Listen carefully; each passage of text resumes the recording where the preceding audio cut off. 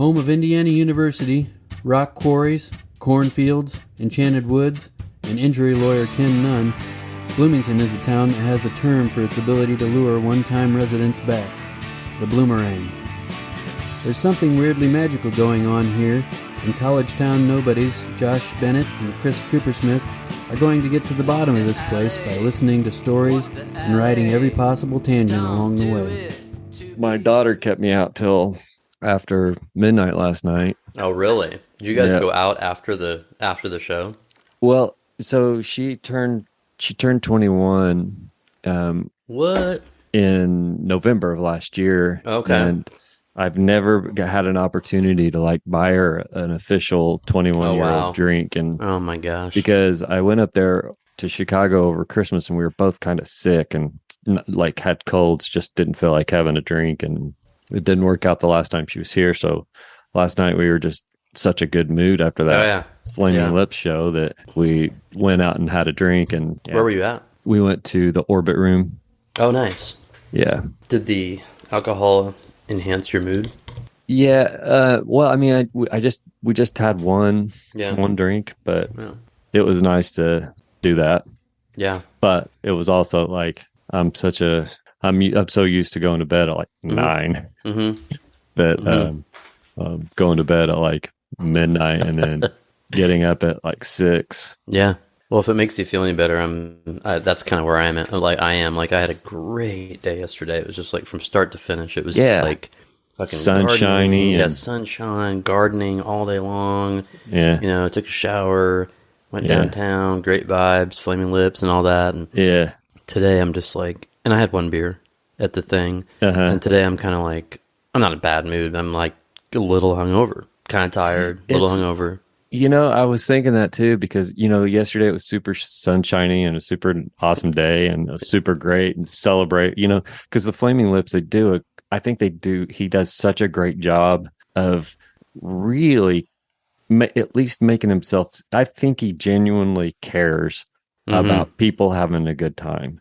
Yeah. And like he wants everybody to be happy, you know, and he talks about that and wants everybody to be happy, but he also recognizes that not everybody is, and like he's got this whole message that really works. I think it really worked for me anyway, and I'm just like, yeah, man, I love this. This is a great night and all that. And it's like endorphins are skyrocketing, you know, and then that, you know, there's got to be the yang or whatever, the yin yang, you know. It's like you wake up and this morning it's raining. I'm like, well, now I have to walk in the rain exactly the same place I went yesterday, except I have to work out at Orange Theory. Oh, Jesus, that's terrible. At 6 in the morning? Well, I got up at 6, but I didn't get to I had walked to the gym and it started at 8, but I'm like looking at all the beautiful confetti that was, you know, in the sky and, you know, blowing up everywhere, and it was just all soggy and on the ground. It's like, yeah, that's what happens. Yeah, that's like a pretty good metaphor for life. For yeah, totally. I was kind of like, I was embarrassed. I was like, man, you thought life was the best thing ever yesterday, and now you're going to decide it's not that fast. You're going to wake up and change your mind completely. Right. Complete U-turn. Yeah. Like, life sucks again. It looks like that wasn't permanent after all.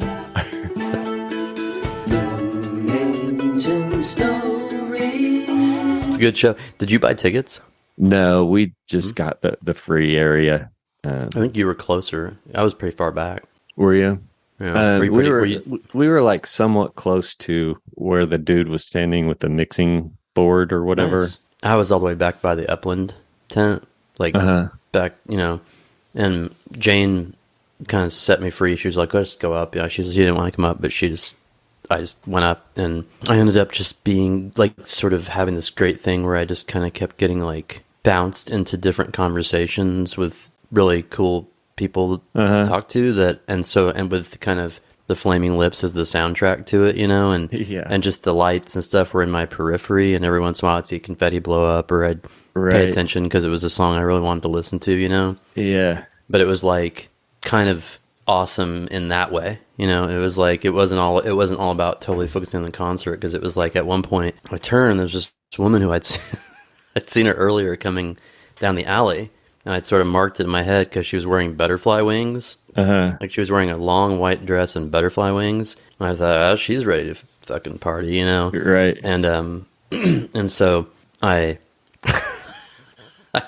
I look next to me and it's her. And I go, and I looked at her and I go, and it was just totally knee jerk. I was like, I know you, you know?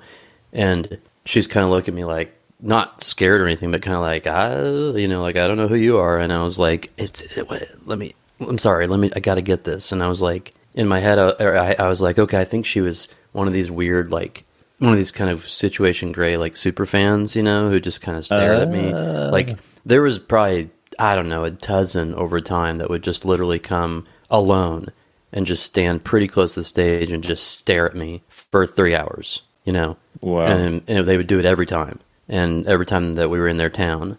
And I was like, oh, that's who she, because she has kind of she has a little bit crazy eyes. And she remembered you. This woman? Yeah. Well, she didn't remember me. She didn't know who I was. And I was like, okay. But I was like, is it Situation Grey? And she just looked at me like, I don't even have any idea what that is or what you're talking about. And I was like, wait a minute. And I go, LonPaul. And she was like, yeah. And then all of a sudden, well, no. Before she said that, she's like, we could know each other, but she's like, to be honest, man, she's like, I'm tripping on acid right now. That's amazing. Yeah. And she's got this butterfly wing tripping. I was like, oh my God, I'm sorry. I'll leave you alone. She's like, no, it's fine. I just wanted to let you know. Just an FYI. Yeah. I don't normally wear butterfly wings. Right. Right. And I was like, oh, cool. And she's like, yeah, actually. And so then I was like, LonPaul. And she looks at me and she's like, yeah. And I'm like, okay.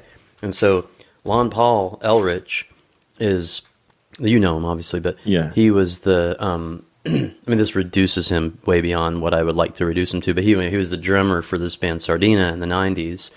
That was really kind of one of those bands that I think a lot of people around Indianapolis and Chicago and here thought should have made it, kind of thing, you know, like everybody's like, they were like a super group of these amazing, eccentric, talented people, and LonPaul was a drummer, and he was just, it's not even worth trying to explain what LonPaul was like. I mean, he was just this eccentric, completely emotional, volatile, complete teddy bear, prima donna, savant drummer, musician, just free spirit guy. And he and I played in music. We played music together. He produced and played on the Old Flames record, and put a lot of work into it. And that was when we really, like, our friendship really, we spent a lot of time together. And then the whole time, you know, he was struggling with addiction to, I think, heroin. I mean, I think heroin was his real choice drug, but, like, I only say that because of what eventually happened. But so this was, I think it was like 14 years ago, and I don't know how it all went, but I'll just go to the thing. So, like, 14 years ago or so, LonPaul had gone to Mexico, and I think he was like around 30 at the time, and he'd actually traveled to Mexico to do this ibogaine treatment. That's this psychedelic. Have you heard of it? I remember the story of him doing it. That's my only memory of it. It's this psychedelic drug where you trip for like 24 hours. You trip for a long time. You're hallucinating for a long time, tripping. And it was known to, it's not legal here, but it was known to, like, I don't know, like, cure people of their addiction. And he was sort of, you know, desperate at this point. And so he flew down to Mexico by himself, did this ibogaine treatment. And I remember him, anyway, he called me from the airport on the way back from some airport and was just like, I would give a lot to have a recording of that conversation of just like how blissful he was and how he had all these amazing, like, kind of realizations, and it was almost like enlightened. Totally. And he came back to Indianapolis, and he went and he started going to church, and he started going to a methadone clinic, and he was freaking clean. And and it was awesome because he really struggled with drugs, you know, and he was clean, and he was just in a pretty good place. And he also had this son. He had a son who was at this point like 4 or something like that. And so long and short of it is that I met Angela not too long before LonPaul died. And And is Angela the Wings? She was the Wings tripping, you know, and and at some point she was like, I was like, LonPaul, and she was like, oh my God. And she was like, I saw Rupert, like, I still talk to Rupert. He's turning 18. That's LonPaul's son, you know, and he's turning 18. Wow. Yeah. And I was like, you talked to him? And she was like, yeah, LonPaul and I made this pact. She said we both, like, I got pregnant and he got his baby mama pregnant, and the circumstances were pretty weird in both of our cases. And he was producing her band called Meat Flag, and at the time, and they were buddies, and they made this pact that no matter what happened with their partners and everything or their lives, they were going to look after the other one's kid, which is kind of wild. That's wild, yeah. She fucking did, you know, and she's kept on track of him over the years. That's amazing. And yeah, and I just love that. Like, it was so meaningful to me to know that somebody was out there caring about Rupert in that way. Yeah, and for you to see that and to reconnect with her at a Flaming Lips concert when that message is so, man, that's really cool. Right, and LonPaul, I mean, like, I don't know, I think he would have loved to witness that particular scene of us talking at the Flaming Lips concert about Rupert, and you know. Yeah. I have kind of a Bloomington story related to Flaming Lips a little bit. Yeah.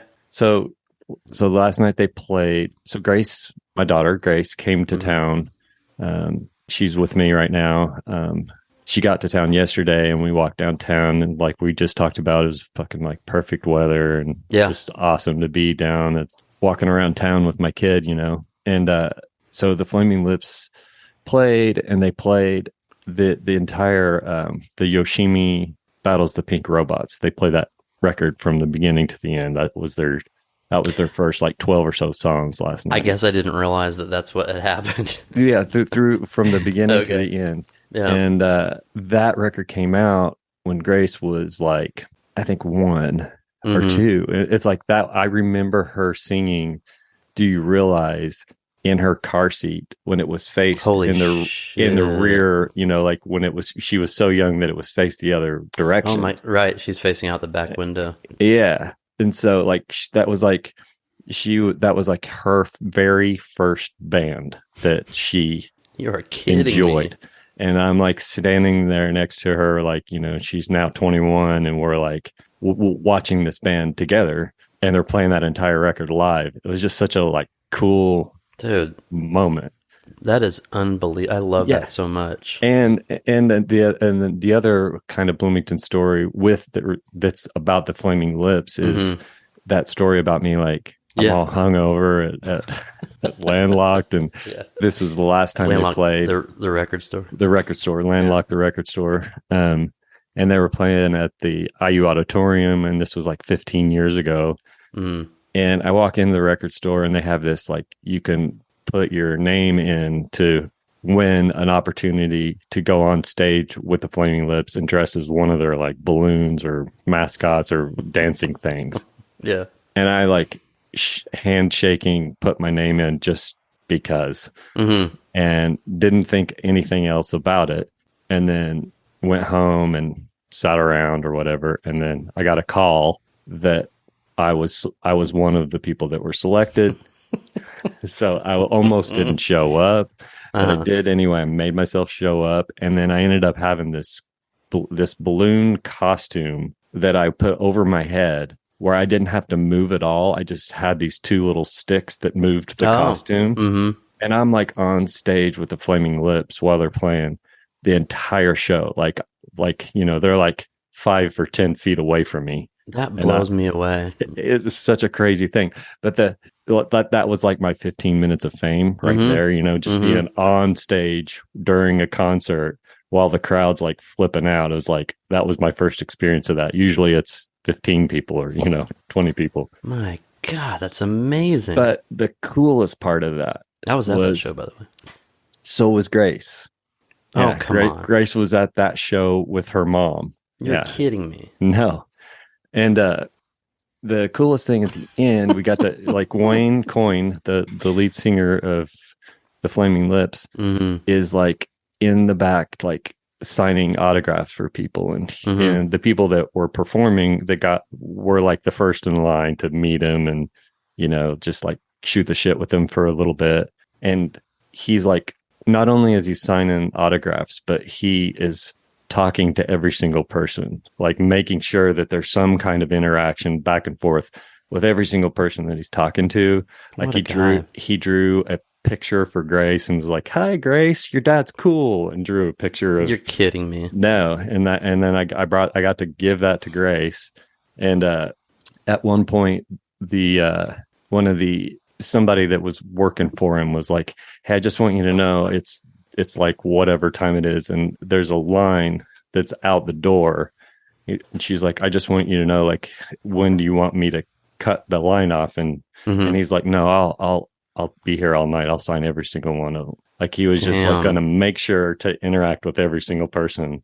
I don't know, just like probably, from my experience, probably like the coolest. Like I said earlier, he really seems like he really wants to make sure everybody's having a good time. So, well, last night, God, I love everything about that. There's so much, like when you're telling me all that. First of all, it's just absolutely beautiful, like everything about it, and also, God, it just reminds me of. Wow, there's too many thoughts in my head, but one of them is it reminds me of that movie.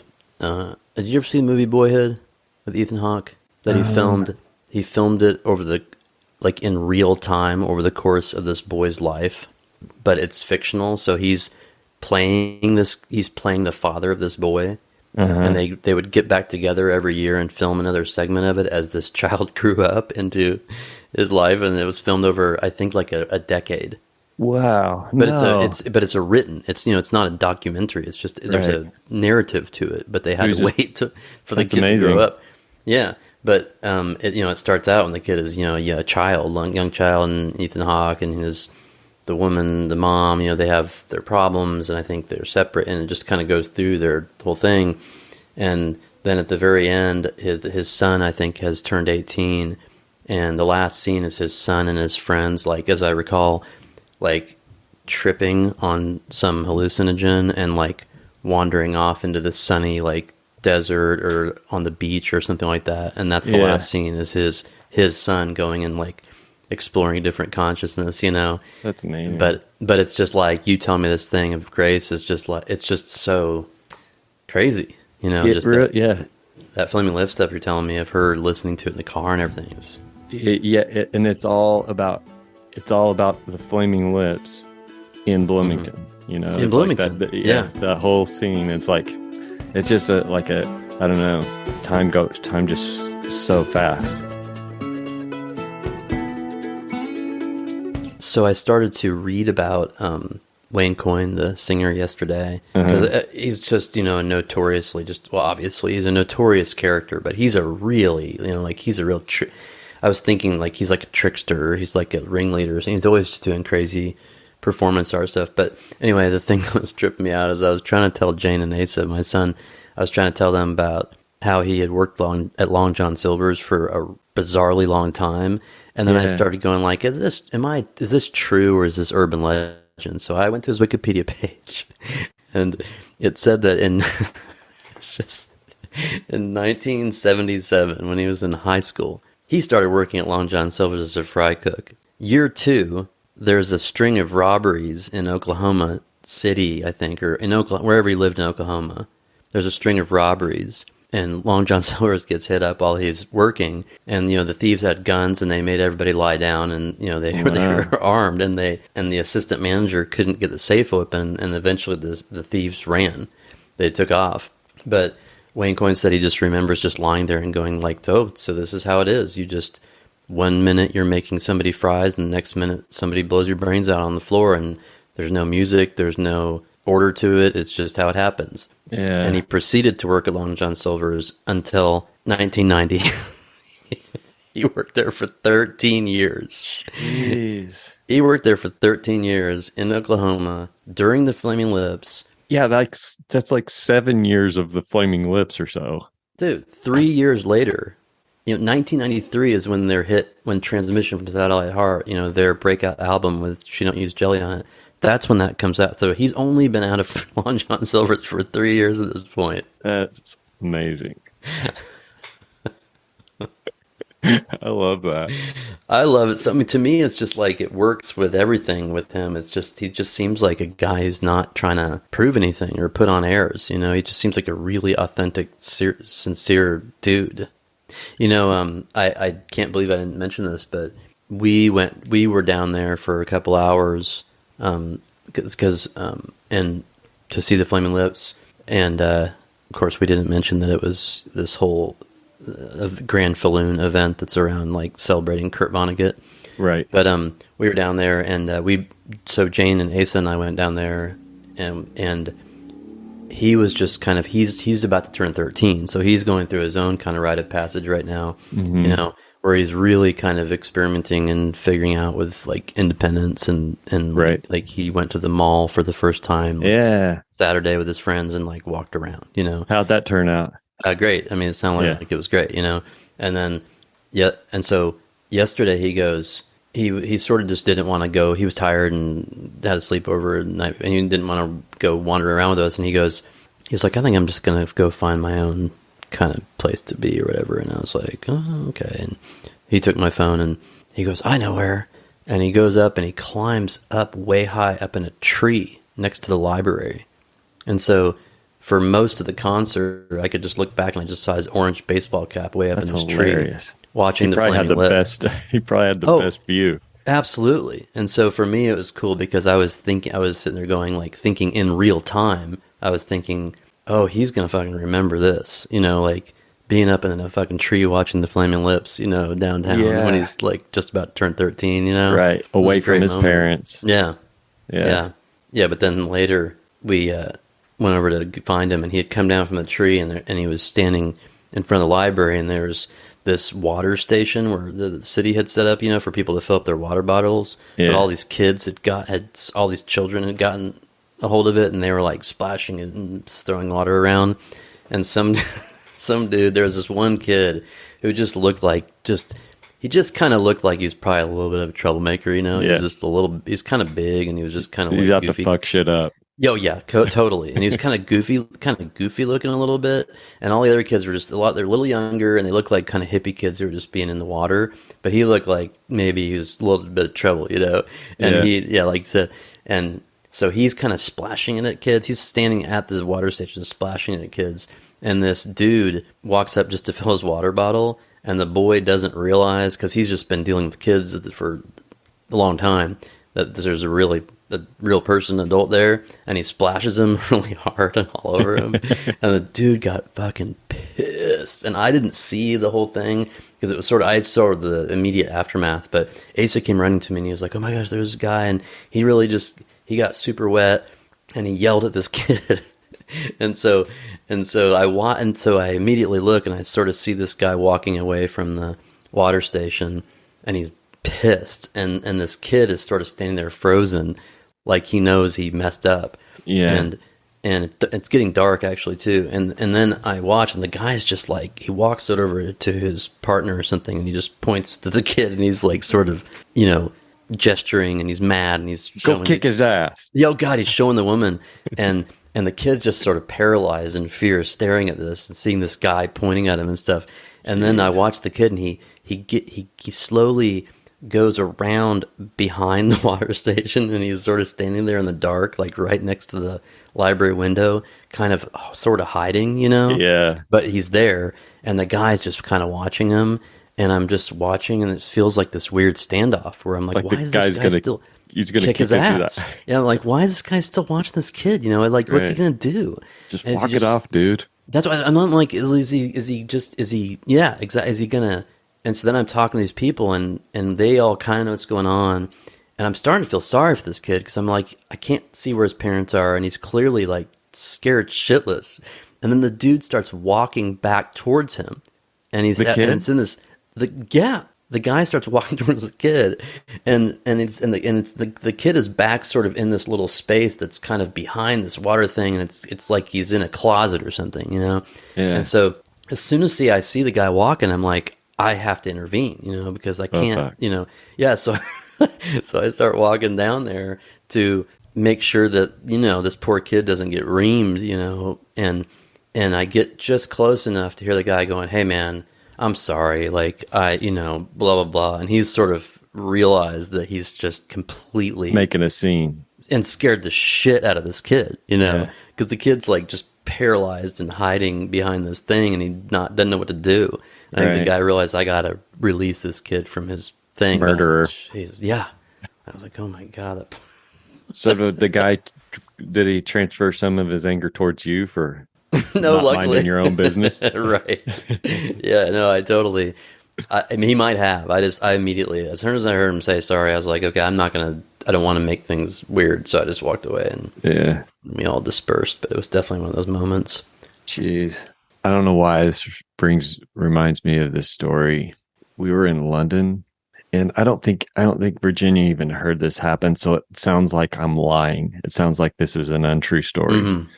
But there was this guy that was really pissed off at this girl that was in front of me in line because of her dog did something to his dog or something, you know, and he just would not leave her alone, like yelling at her, blah, blah, blah. And I said, hey man, it was an accident. Yeah. And then at that moment, someone pinched my ass. And I turned around and it was an older woman, and she said, that wasn't an accident, and walked away.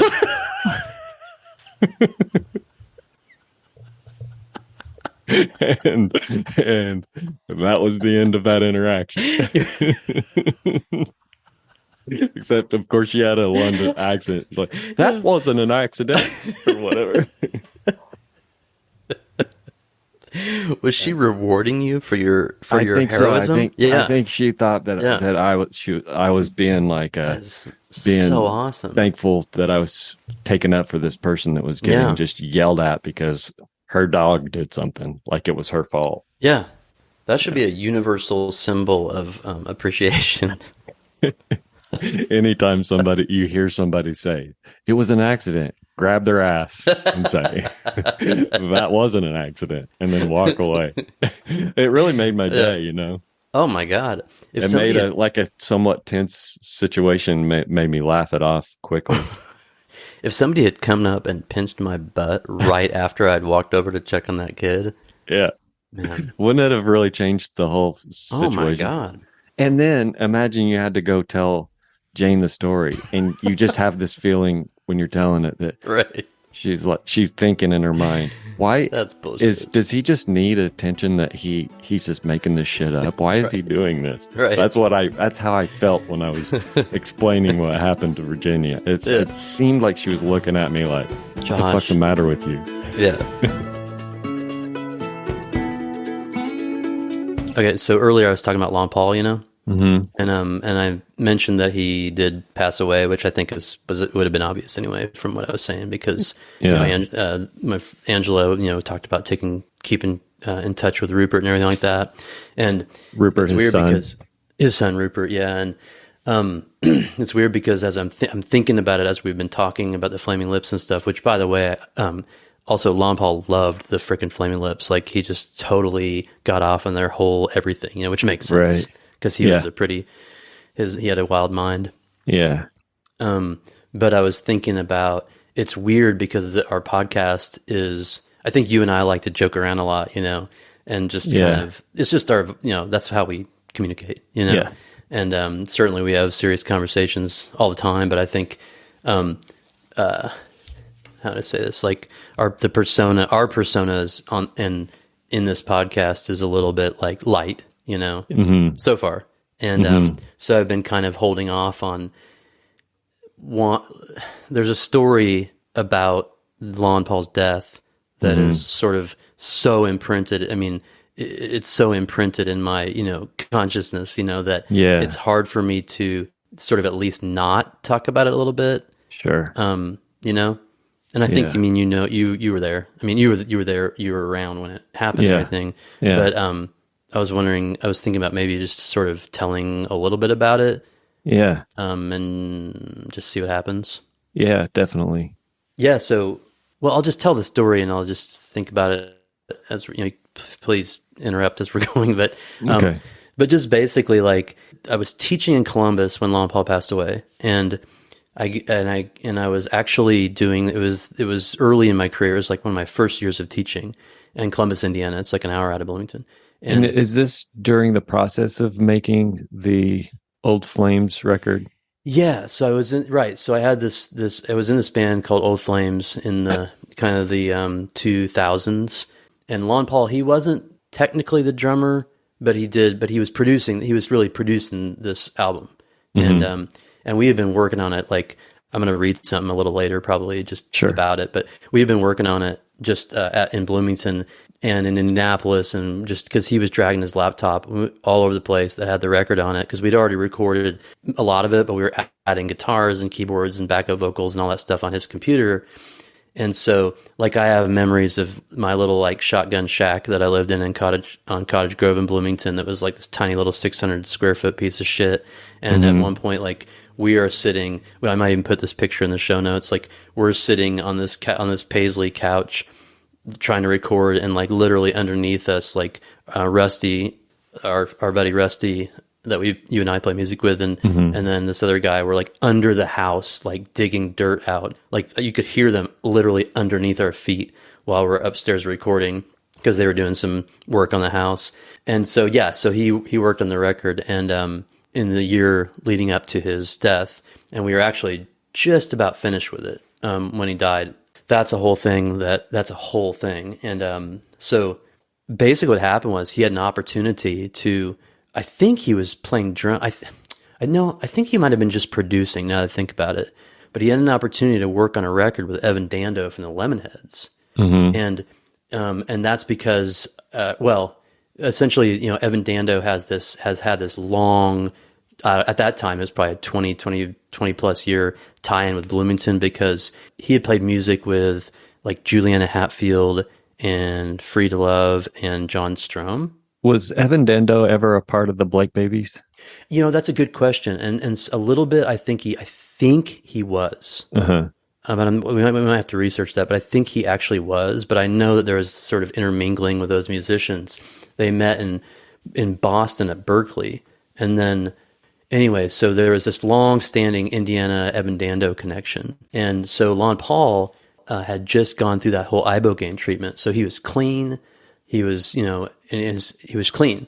And Evan Dando is this notorious drug addict. And, like, I was even poking around just the other day, and there are interviews with him online where he's just talking about, you know, he just likes doing drugs. You know what I mean? Like, he likes doing, like, heavy drugs, like heroin and cocaine and shit. And he's pretty, at least the way I've understood, he's pretty unabashed about it. He's just like, that's just what I like to do. You know, and he's definitely had problems. But anyway, so I was really worried, because it was like, I was so cool LonPaul gets to do a record with Evan Dando, but at the same time, like, oh shit, like, this is the worst recipe in the world. You kind of, like, the kind of red flags lit up in you during that time, thinking about that. Yeah. And in fact, the weekend right after he died, he was actually supposed to come to Bloomington from Indy and hang out. Like, he was going to, I don't know, he was going to do a bunch of stuff. He was going to make music with one person. He was actually going to go to a yoga class with somebody else. Like, he had this whole plan. He was going to come to Bloomington, hang out, stay at my place and all this stuff. And because after he came back from that treatment, he had a new lease on life, right? Like, he wanted to, you mentioned he was, like, super psyched and super happy. Yeah. Yeah, definitely, man. It was, I mean, I know it was hard for him. I'm sure. I know he was, you know, I know he was thinking about drugs, but, like, he wasn't doing it. Sure. Right. You know, he was pretty stable. But it was kind of one of those things that just, I think, you know, the opportunity, and I remember talking to him and saying, man, are you sure this is a good idea? You know, like, and I'm worried about this. And he was like, no. And he felt like, okay, I can do this. And so he went to do it.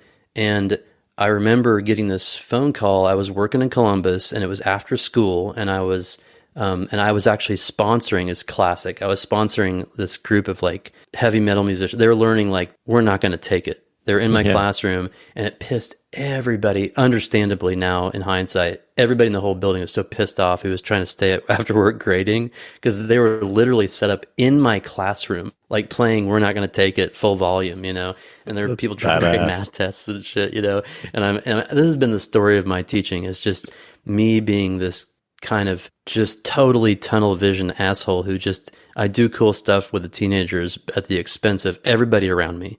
You know? Do you think that like the other teachers, when you left BNL, that they all like had a secret party? Oh my God. Right. They're totally to celebrate. Yeah. They're just like, yeah, exactly. He's gone. Sorry. No, but it never stops me. Even though I know it's happened. I know what the deal is. I just keep on fucking doing it because it's fun, and because the kids, you know, I get the dopamine from them having a good time and being sure. And so they're playing Twisted Sister. I get this phone call. So I got in the hall, and the phone call is, "Hey, you know, it's bad." And I'm like, "What?" And they're like, "It's LonPaul and it's bad." And I'm like, "What?" And they're like, he died." And I was like, "Fuck!" Like it was just like, oh my God, you know what I mean? Like, of course. And this is during the school day. This was right after school. I was like, oh, okay. You know, I'm like. At least you didn't have to go back into the class. Yeah, I couldn't have. I couldn't have. I just, but it was weird because it was like, I said, you know, thanks for letting me know. And I hung up, and then I went back in the classroom, and I let the kids finish practicing Twisted Sister for 20 more minutes, and they all packed up, and I said goodbye. And then there's this buddy of mine who is like a teaching assistant there, and he came in my room. He's like, "You all right?" And I was just like, and I told him, and he knew the guy, he knew LonPaul, and I just lost control. I remember I just started banging the keyboard of my computer and like bawling, and I like cut my hand on the keyboard. It was just like, you know, I was able to just wait until I could, you know, and then lose my shit over it, because I loved him, and because I had tried, along with probably dozens of other people, I was trying so hard to keep him alive. Yeah, you know, like he came to my house and like detoxed a couple times, you know. He would just come down to Bloomington, because Bloomington, you know, is just kind of a respite from Indy, I think, sometimes. He'd come down, stay at my place, you know, detox, hide out a little bit, you know, and just and you know, but there were a lot of us who loved him and, you know, were on his team. And so the thing was that Evan Dando, the way that I have heard from multiple people is that Evan Dando, like after LonPaul, he died in the studio overnight. Like sometimes he would just stay in the studio overnight. Yeah, he died. He was working in the studio overnight. He would do that a lot, where he'd just stay and just kind of like, he was a night owl anyway, you know, and he would stay and just kind of tweak on his computer. He's a real tweaker. Like he was into tech and computers, and his mind was just racing all the time. So I know he would just like get real granular on the tracks and just clean everything up and doing awesome shit, I'm sure, on the Lemonheads tracks. But anyway, the long and short of it is that, you know, the thing happened where when you've cleaned up from something, and then you go and you try to do the amount of drugs you were able to do 6 months ago, you know, and your bodies just can't do that. Do it. And I think so, you know, anyway, he died. You know, he overdosed. And what was crazy, and the thing that I've never been able to get over, is that Dando was like, he was out of there that day. Like the session was over and Dando left town. And it's one of those things where every time, you know, I hear somebody talking, like the Lemonheads are a great band, you know, they have great songs, you know, like It's a Shame About Ray is a classic, amazing pop song, you know? Yeah. And so a lot of people love that band. And whenever I hear people talking about Evan Dando, I'm like, oh yeah, fucking Evan Dando, you know? Yeah. You know, he killed my friend. Yeah. Even though, like, obviously he didn't kill him, but but he was the last one to see LonPaul live, most likely. And he had drugs, man. And then he had drugs. Yeah, I mean, and then he left town. Yeah, it's just, that's the thing. Is like any of the details of the story, anything in between those data points you just said, are relevant, but also completely irrelevant to me, because it's just a bad look that like a drug addict comes to town to record an album, and then he leaves right after somebody else who's making the album with him overdoses. You know what I mean? Yeah. He just takes off and goes on to the next thing. And it's also not the only time that Evan Dando has been associated with an overdose of somebody else dying. So it's just gross. And I also know that, it's a classic, I think it's a classic kind of fallacy or mistake to sort of blame somebody else for, because at the end of the day, I do believe that we're responsible for our own actions. Yeah. I mean, even if LonPaul got the drugs from Evan Dando and died right in front of Evan Dando, LonPaul probably put the drugs in his own veins. Yeah. Or, And he chose to be there. Like he could have. And he chose, He could have decided not to be there and just. He could have theoretically. I'm sure it would be very hard to turn that opportunity down, both financially and artistically. But at the end of the day, it's just such a shitty story. But at the same time, it's like there's certain people in life that. And I know fewer of them now in my my older age than I did in my 20s. There's certain people in life where it's sort of everybody. There's this unspoken thing, or maybe sometimes spoken, where you're like, God, I hope they make it till 30. Oh my God, Yeah. Even though, and everybody kind of feels that way. Like it'll be awesome. It'll be amazing. They'll be beating the odds if they make it. Yeah. There are even some people that I see, and I'm like, man, I hope this isn't the last time that I'm seeing them. Yeah. That's kind of the way I felt about Toby, Mary Sloan's significant other that she talked about in our last episode. And again, it was another one of those people who just big personality, brought so much music and joy to the world. Yeah. But it was just like they were always had one foot in the next life, and we were always watching to see when that other foot would pull over, into that life, Yeah, that's such a great way of putting it. Yeah. And I loved when Mary, she said it like actually pretty soon after, maybe even the day after Toby died or the day of, she said, Toby has graduated from Earth School. Yeah. And I think that's a beautiful phrase. I do too. Yeah. Like he learned what he had to learn in this life or something like that. There's a certain degree to which people like Toby and LonPaul, they're experiencing a lot of pain in life. Yeah. And maybe sometimes an unbearable amount of pain from whatever. I think in both their cases, there was a lot of heavy shit from their past and everything that stayed on their shoulders, and of course I want them to both to have lived but I also know that there's a certain kind of way in which they were released from that pain, when they passed away. Yeah. One thing that I think about with LonPaul, and I knew him for a long time, but I never knew him well. But I did know that he struggled with drugs, and it kind of wasn't a secret that was happening. And not to say anything positive about the way that he died, but his mindset on those last, on that last wing of his life seemed like it was, from what I understand, was more positive than it had been in years past. Yes. That's a great point, man. And you mentioned that when he passed away, that he was looking at pictures of his kids. That's what I heard of his kid. So he had and you just said he had these plans to come to you and to continue with music, and he's scheduled for yoga, and it's not the worst way to end, I guess, I think I think there's a lot of I think there's a lot of truth to that. It reminds me, I don't want to diminish that because I think it's such an important point, but I think it's the reason why I've always loved the ending of the movie. Did you ever see the movie American Beauty with Kevin Spacey?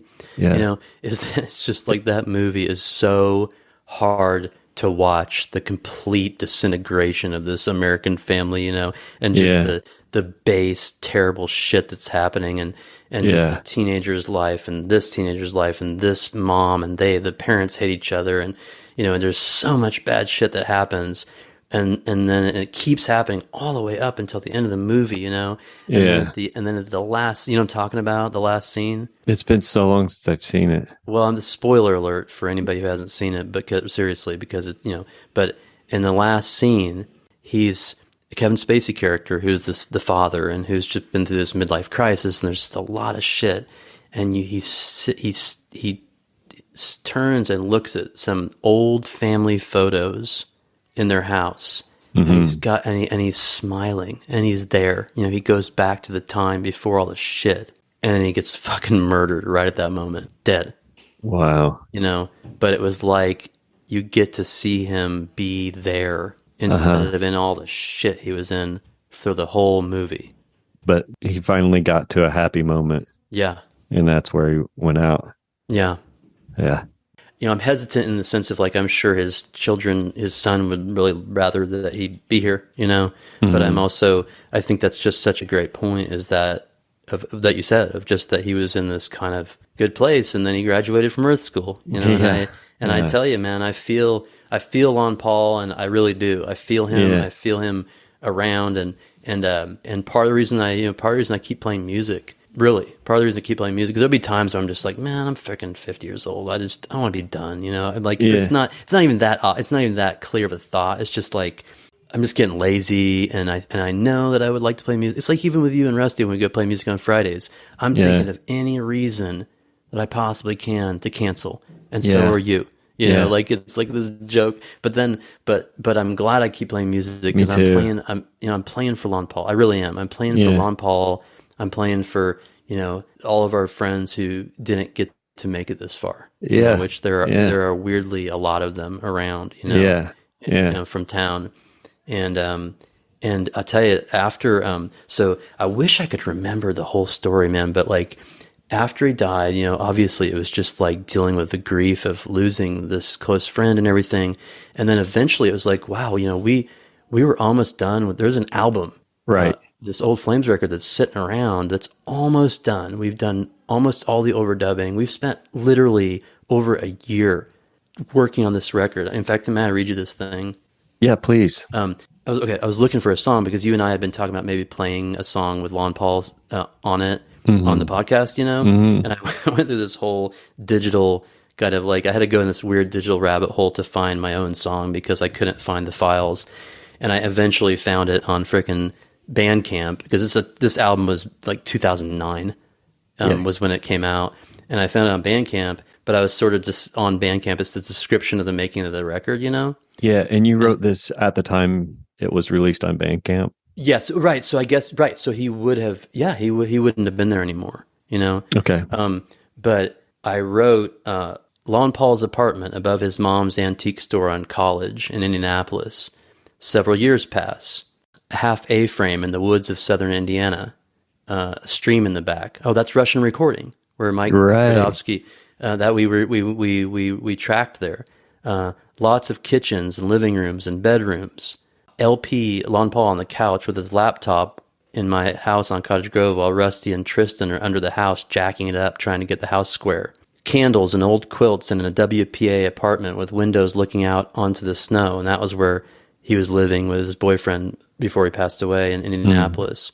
A hot garage behind a grand old house on Meridian. That was where his mom lived in the home that his grandfather, who had been a Butler University professor, lived. And he actually wrote the cliff notes for, I think it was like Red Badge of Courage or something like that. Her dad did, or Scarlet Letter.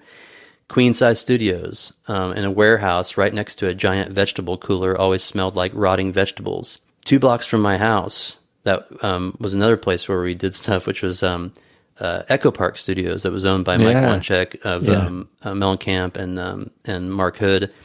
Close enough to the Jack and Diane guitar to spit on it. Only makes sense because the Jack and Diane guitar was at the studio. LonPaul's not around to enjoy any of this, but he is surely all over the place, including this album. Enjoy his guitar solo on Fairy Princess Soldier and his angelic voice on the song In One Place. So that was like the write-up I did. But the thing is that, man, dude, getting this record to live was the most crazy journey because LonPaul had a duffel bag of like 50 external hard drives sitting in a closet in Rich at his boyfriend's house, and then he also had this laptop that his whole, like, it was like his external brain, like everything was on it, like millions of songs, you know, all this shit was on his laptop, and his baby mama took the laptop. And so then I was like trying to go through I was trying to find the record, you know, this is months later. and because it only lived on LonPaul's computer or on LonPaul had the record. I didn't know where it was. Yeah. And so I spent months and months and months. Eventually I was allowed to get on a laptop, and I couldn't find it. I found what I thought was the record, but then it was like missing all these files. And like, I went to studios in Indianapolis. I went into I don't remember why I was these places. I had to go to like weird shady places in downtown trying to figure out people who might have this hard. And it was like a year of this weirdest like journey. Treasure hunt. Yeah. And then one day I finally thought, oh my God, my friend Mike Stucker is one of my oldest friends in Bloomington. And he's done Mellencamp's like tech work on his like in his recording studio and stuff like for decades and decades and decades. Yeah. And he's also just like, he's an engineer, he's a recording genius. You know, he works at the IU audio school. He's a department chair over there. Yeah. And so Bedford keeps coming up, man, because I thought, oh my God, Mike Stucker, because he was the regional expert on Pro Tools, the program that LonPaul used on the computer to record the record stuff, you know? And so I thought, oh my God, maybe he knows how to find it. So I get LonPaul's laptop. I drive down to Bedford. Mike was living in this great big, I don't want to say mansion, but it actually was the mayor of Bedford's house like 100 years ago, you know? Yeah. And in the back, he's got this garage that he's partially converted into a little audio room and tiny. So it's nighttime. It's like a good year after LonPaul passed away. And we're in there and Mike's like in the laptop in Pro Tools, and he finally finds this folder, a folder within a folder. And I can't remember the name. I'll find the name out from Mike if he can remember, because it was a funny, weird name. I remember the name almost felt like LonPaul was playing a joke on me. It was one of those names of the folder, because it wasn't like Old Flames record 2018. It was like some fucked up name. And Mike gets in there and he's like, I think I found him. And he's like, what do you want me to play? And this is like it was nighttime. It was maybe like a summer or fall night in Bedford, and we're in this tiny little closet of an audio thing. And I go, will you play In One Place? Because like LonPaul, that's the one, because I'm the singer. I'm the person who sings the songs and writes the songs. Yeah. And LonPaul did a lot of production, backup vocals, guitar, all this other stuff, like all this amazing shit. But yeah, that song, in true LonPaul fashion, he never thought that I sing it right. You know, he didn't like the way I sang my own song. And he was like, just sing it like this. And and in fact, I don't think I was there, but I think one night when he stayed up all night, he just recorded a scratch version to show me like, this is how it's supposed to sound, you know, and I was like, oh my God, it's so much better, you know, because this is the way I sing it. And so, but then like I never re-sang it, or maybe I did, but then he died. And so I had the scratch vocal. I'm like, and I knew LonPaul was such a perfectionist that I knew there's no way in hell that he would ever want that vocal to see the light of day. He would never let that be the vocal, you know? Right. I was like, you don't get much of a choice now, biatch. Yeah. You know? And so You didn't like the way I sang it? Right. You're not here? Right. You made this difficult for me to find this album? Yeah. Now, here we go. Yeah, you know what's going to happen, LonPaul? In 14 years... me and Josh are going to make a podcast, you little bitch, and we're going to fuck you, LonPaul. We're going to put that song with you singing it on the podcast. We're going to keep re-releasing this song. And so I asked Stucker, I'm like, play that song. You know, would you play All Your Love in One Place? And this is when we weren't sure if we found the files, but I was like, if we found the files, yeah, with all the overdubs and everything, that's the song I want to hear. And he presses play. And I can even feel like tingles right now. It was like, yeah, you're right back there. Love. And there's LonPaul, like coming out of these speakers. He's right there with me and Mike. Oh my God, you know. And that song, is called All Your Love in One Place. And it's just basically, I was thinking about it because I think you and I talked about maybe we would put it on the podcast here in a minute. And I think even though this has been a heavy segment of our talk, that song is basically just about like, hey man, like you can spread your love all over the place and just give your love to everybody, you know, like you got plenty of love to go around. And And I think that's in the spirit of LonPaul, and it's definitely in the spirit of Wayne Coyne. You know, I just feel like this is totally what Wayne Coyne from Flaming Lips does, man. He's spreading his love all over the fucking place, you know. That's so true. You know? Yeah. It just feels like you were saying, Josh, to me earlier when we were just chatting, that this kind of, maybe we'll play this song as kind of a moment of silence for LP. You know, just hopefully folks will enjoy it and get to hear LonPaul's amazing, beautiful voice. Yeah. I'll just real quick say a couple of bands that LonPaul was involved in, because you can find them online. There's this amazing resource called Musical Family Tree that Jeb Banner, who was a Bloomington guy, musician in Indianapolis, he started this amazing archive of Indiana music, and anybody can send their music, and it's truly an amazing archive. And so you can find Sardina, the band we talked about, LonPaul was in on there. That's just their record is so badass. Yeah. He was in such a badass band called Marmoset that was on Secretly Canadian Records. That is, people, if you haven't heard him, this is one of those bands that just might as well have been a famous band for sure. Yeah, I think, you know, like underground Marmoset band, like and it's not like holier than thou hipster kind of. I'm not saying it that way. I'm just saying like they just write really great, fantastic, weird punky pop songs that anybody I think would love. Marmoset. What else was he in? He actually played drums in The Mysteries of Life for a while.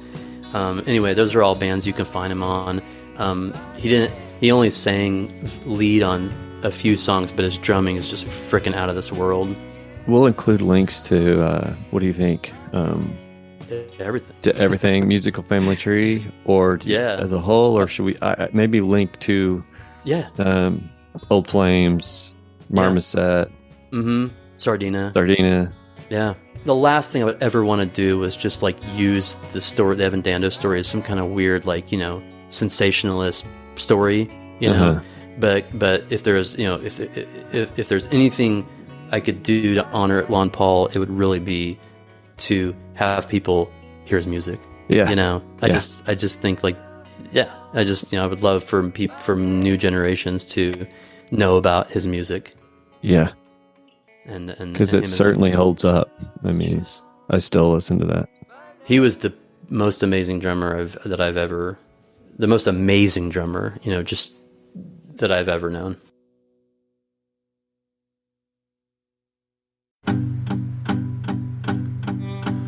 Put your love in a gum wrapper and throw it in the trash.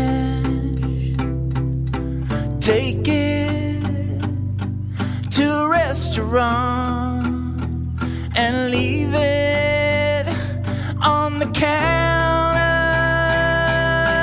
Hide some of your love on the hard drive. Dump all of your love on that little sheet.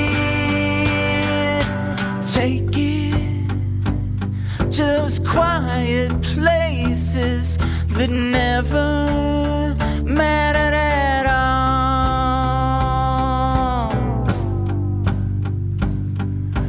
Keeping all your love in one place is wrapping yourself in cellophane.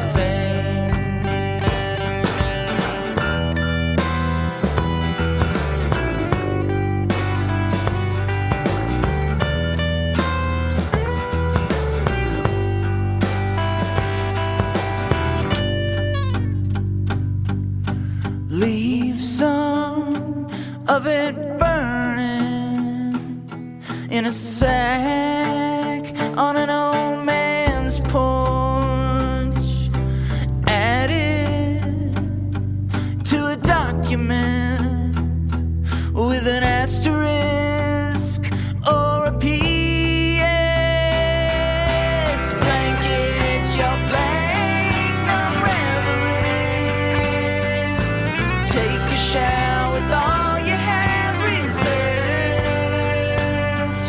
Spend all of your love on candy and cigarettes and see if you ever run out.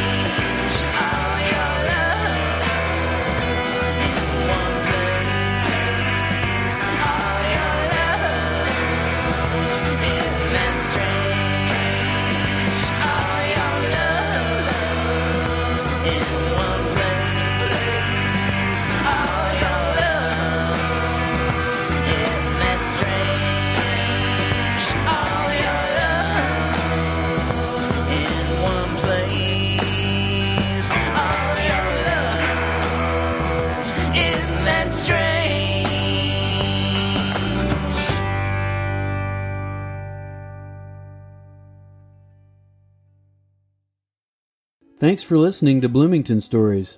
If you've got any hot leads for guests or topics, please send them our way at bloomingtonstoriespod@gmail.com. And come back and check out our guests on the next episode of Bloomington Stories. Hey, before we take off, I wanted to give a shout out to our friend Ty Price up in Indianapolis.